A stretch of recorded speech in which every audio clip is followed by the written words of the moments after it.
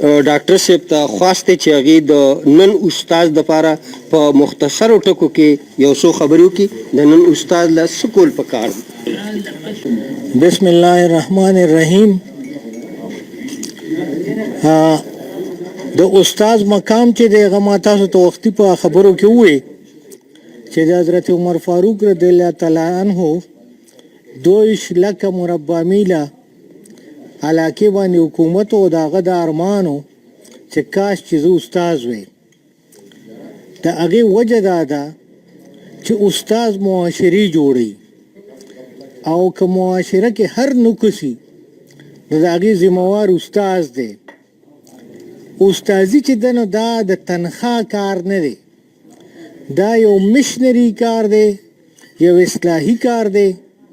او که د نن استاد دا ګیله کوي چیرې دا معاشره داسې ده نو زه ځکه داسې نو دا غلط دلیل دی. استاد به د معاشرې نه اوچتي، هغه به معاشره ځان پسې بره بوځي.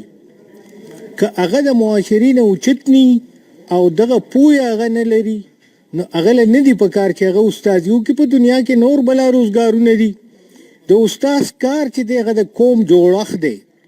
نو یو قوم کې چې نقصانی نو د هغې ګناهګار به لیډر او قوم رستوي، اول به ګناهګار استازي.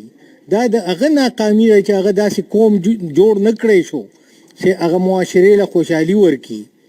د استاد چې کم کار د کبل مسیح په زمانه کې وو چې انسانانو ته د خوشحاله او د صحتمند ژوند چلو ښیي، هغه نن هم دی. آیا د نن استاد دغه وکړل؟ نو که موږ ووایو د مغرب استاد، د امریکي استاد، د جاپان استاد په معاشرتي توګه باندې، په دنیاوي توګه باندې د انسان د راحت لپاره ډیر کارونه وکړو.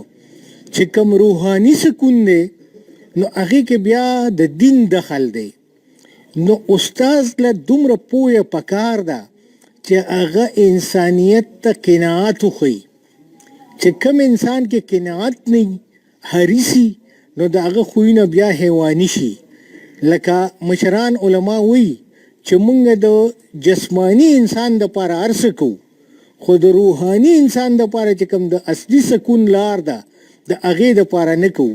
او روحانیت چې دی نو هغه صرف په دین کې چې کوم موږ یې ګڼو، په مانځه او داسه کې، په روژه کې، په حج کې، په جهاد کې، دغې سره سره انساني خدمت کې هم دی.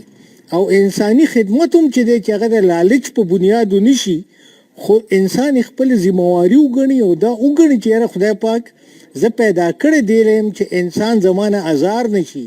د انسان څه کوي چې زناورم خدای پاک وایي چې ازار نشي.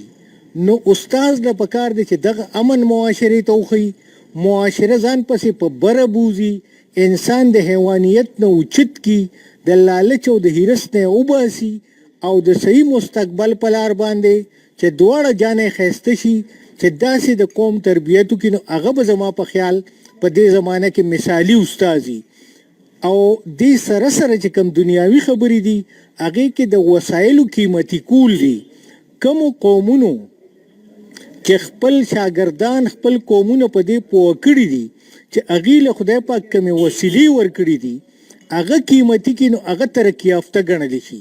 نو دا هم د استاد ذمہواري ده چې د قوم داسې تربیت وکړي چې هغې د خوشحاله او د پرامنه ژوند لپاره لارې چارې جوړې کړي. نو دغه به صحیح استازي. ډېره ډېره مننه.